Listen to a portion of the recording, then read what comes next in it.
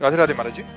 महाराज जी, भगवान पर अटूट विश्वास है और नाम जब भी निरंतर चल रहा है, किंतु जब जीवन में कठिन परिस्थिति आती है तो ईश्वर के ऊपर विश्वास के साथ साथ जीवन समाप्त करने का या सब छोड़कर सिर्फ भगवान की शरण में रहने की आकांक्षा होती है। महाराज जी, ऐसे में इस परिस्थिति में क्या करना? निरंतर नाम चल रहा है अभी हमें संशय है,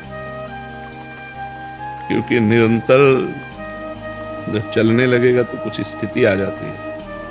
हम लोग उसी मार्ग के पथिक है ना, इसलिए एक स्थिति आ जाती है। कोई भी विपत्ति हमें परास्त नहीं कर सकती,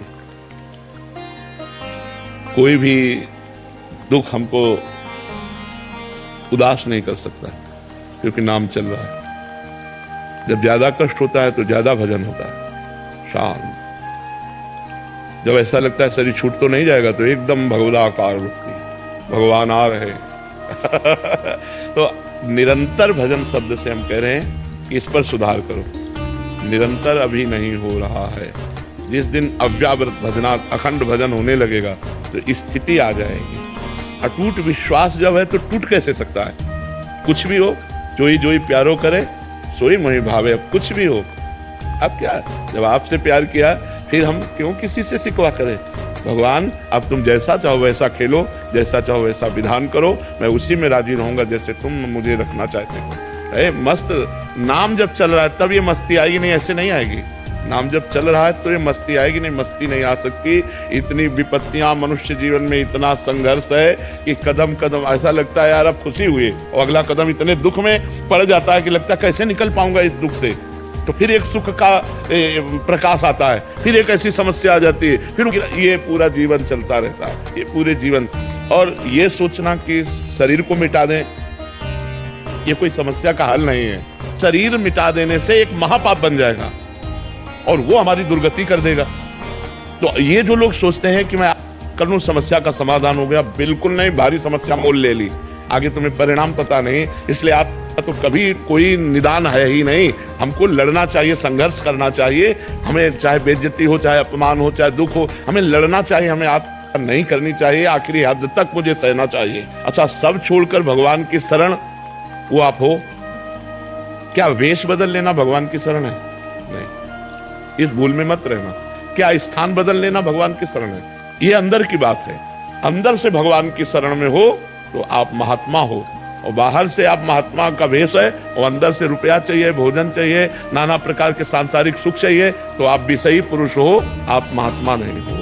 वो आप पैंट शर्ट में हो, मेहनत से कमाते हो, धर्म से चलते हो, नाम जप करते हो और भगवान का चिंतन कर बढ़िया हो, आप बढ़िया हो। तो हमें लगता है कि ये कोई निदान सोचे कि मैं समस्या का समाधान बाबा जी बन करके, तो मुझे लगता है नहीं। ऐसी ऐसी समस्याएं हैं जिनका केवल निदान भगवान है, दूसरा कोई निदान नहीं। सोचो, साल 2 साल 4 साल 5 साल आप बोल दो कि आप ब्रह्मचर्य से रहो, कोई मनोरंजन नहीं करोगे, आप ये खाओगे, आप ऐसे रहोगे, तो एक एक दिन हम काट सकते हैं कि यार 4.5 साल रह गए, अब 4 साल रह गए, 5 साल, पूरी जिंदगी मनोरंजन नहीं कर सकते।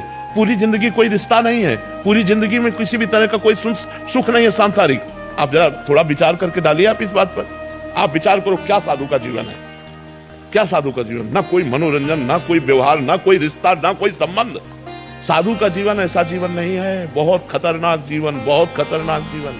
ये न सोचो कि बहुत आनंद में जीवन कटता है, बहुत कष्ट में जीवन कटता है सच्ची साधुता के लिए। और जो निकल गया सो मुक्त हो गया, और नहीं फिसल गया तो फिर आओ नया जन्म, फिर साधना करो, फिर भजन करो। इसलिए कोई समस्या से भागे कि मैं समस्या का निदान साधु बन के पालूंगा, तो भूल मत करना, बड़ी समस्या है। मतलब ये कोई ना सोचे कि संत बनना सहज है, बिल्कुल नहीं, बिल्कुल नहीं। बाबा जी बनने का मतलब मर गए, अब मर के हम चल रहे हैं। जीवित मर जाए उलट आप में समाये यही दिलगिरी है। मरा हुआ पुरुष महात्मा होता है, जिसका मन मरा, जिसकी इंद्रियां मरी, जिसकी कुछ नहीं चाहिए, जा ही न चाहिए कबहू कछु तुम संसहज सने। तो ये दोनों बातें आप कर लेना या समस्या में फंसकर बाबा जी बन जाना, ये दोनों बातें समाधान नहीं है। समस्या से लड़ना समाधान है, और वो आप तभी लड़ सकते हैं जब आपका भगवान का भरोसा दृढ़ होगा और नाम जप करोगे, तो कोई न कोई रास्ता भगवान ऐसा निकाल देंगे जिससे आप समस्या से बच जाएंगे। नहीं तो समस्याएं पीस डालती है, अंदर ही अंदर खोखला कर देती है। आदमी चिंतन से परेशान हो जाता है, और जब परेशान हो जाता है तो उसे एक ही रास्ता नजर आता है, और वो रास्ता है नहीं, वो और परेशानी पैदा कर देगा अगले जन्म में जा करके। इसलिए नाम जप करो और सहन करो और लड़ना सीखो। हमको विपत्ति दुख संघर्ष करना पड़ेगा, हमको लड़ना पड़ेगा, इनसे विजय प्राप्त करना पड़ेगा। हार जाऊं तो भी लड़ना पड़ेगा, हमारे पास कोई रास्ता नहीं, हमको इन दुख विपत्तियों से लड़कर पार होना ही है। बल्कि हमें लगता है कि कोई ऐसा साधन मिल जाए जिससे तुरंत झट से हमारे दुख दूर हो जाए। अवश्य में भोक्तव्यम कृतम कर्म शुभाशुभम, अपने कर्म को जीव को भोगना होगा। ये जब भगवान कह रहे हैं तो और की हम बात कैसे माने? भगवान कह रहे हैं ना, अवश्य में भोक्तव्यम कृतम कर्म शुभाशुभम, भोग भोगना होगा। ये सब इधर से जंतुर बनाने से और राख लेने से और कलावा बनाने से तुम्हारे प्रारब्ध नहीं नष्ट हो जाएंगे। हाँ, पवित्र कार्य है, करना चाहिए गृहस्थी में, देव मंगल के लिए, जगत मंगल के लिए यज्ञ करना चाहिए, हवन करना चाहिए, ब्राह्मणों के द्वारा अनुष्ठान कराना चाहिए, लेकिन प्रारब्ध भोग नहीं कटता, खुली बात है। हाँ, हम ऐसी एक कला जानते हैं जो ऐसे दुखों में भी आप सह सकते हैं। वो कला है भगवान का नाम, वो खुली बात कहते हैं। खूब नाम जप करो और भगवान में चित्त जोड़ो, तो चित्त भगवान से जब जुड़ा होता है तो आनंद होता है। शरीर दुख में है, भारी समस्या है, लेकिन मन आनंद में है। यही बात है। सा वही मन कृष्ण पदारविंदयो, मन भगवान कृष्ण के चरणों में लगा है तो आनंद है, राधा जी के चरणों में लगा है तो आनंद है। अगर मन संसार में रहेगा तो कष्ट ही भोगना पड़ेगा। कोई ऐसा नहीं, इतने पढ़े लिखे डॉक्टर, इतने बड़े सर्जन, इतने बड़े सब भगवान ने तो बनाए हैं। अगर छू से होता तो बढ़िया काम बन जाता है। डॉक्टरों की जरूरत क्या है? बिल्कुल इधर उधर मत भटको, किसी को कोई परेशानी है सीधे अस्पताल जाओ। जैसे हम दवा करवा रहे हैं, टेबलेट खाते हैं, डायलिसिस करवाते हैं और भगवान की शरण में पड़े और नाम जप करते हैं। बिल्कुल सीधा रास्ता है। हाँ, कुछ ऐसे मंत्र हैं, यदि सकामता पूर्वक उनका अनुष्ठान किया जाए तो कुछ दर्द को कम कर सकते हैं, समस्या को कम कर सकते हैं, मिटा नहीं सकते, मिटाने की सामर्थ्य नहीं। प्रारब्ध भोग भोगना पड़ता है। नहीं, रामकृष्ण परमहंस जी इतने सिद्ध महापुरुष, उनके गले में कैंसर था। बड़े बड़े महापुरुषों के जीवन में कष्ट पाया गया। भाई जी हनुमान प्रसाद पोद्दार जी के हाथों में तो बड़े बड़े कष्ट सहने पड़े। ये छूछा से नहीं जाते भैया। खूब राधा राधा नाम जप करो, सह करके निकल जाओ, बस ये बात है। मर्जी ऐसा कहा जाता है, वहां गए लड़का हो गया, यहाँ गए ये ठीक हो गया। तो लड़का होना होगा तो कहीं जाओ चाहे जाओ, हो जाएगा और नहीं होना होगा तो चाहे जाओ चले जाओ, नहीं होगा। वो संयोग होता है। जैसे देखो, आपका कोई काम नहीं बन रहा था, आप हमारे पास आए, अब वो संयोग बन गया आपके कर्म का और काम हो गया, बोले जय बाबा की। वो प्रेमानंद से नहीं बना, वो तुम्हारे कर्म का संयोग था, वो तुम्हारे कर्म का संयोग था। बिल्कुल समझिएगा, ये आज नौटंकी नाटक नहीं, खुली बात है। आपका कर्म आपको सहयोग दिया तो आपका काम बन गया, आपका कर्म आपको सहयोग नहीं देगा तो काम नहीं बनेगा।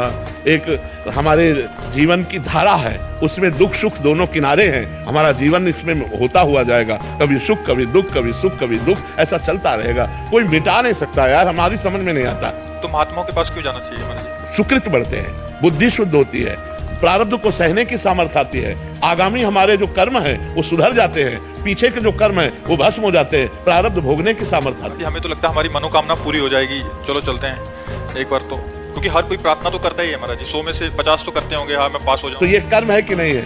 ये भी तो एक कर्म है। उनका सत्कर्म बना, वो नंगे पैर चल करके आ रहे हैं या जूता पहन करके आ रहे हैं या किस भावना से आ रहे हैं, और भावना से आए और संत दर्शन की कामना की, तो एक कर्म भी तो बना उनका। इस कर्म से उनको लाभ नहीं मिलेगा।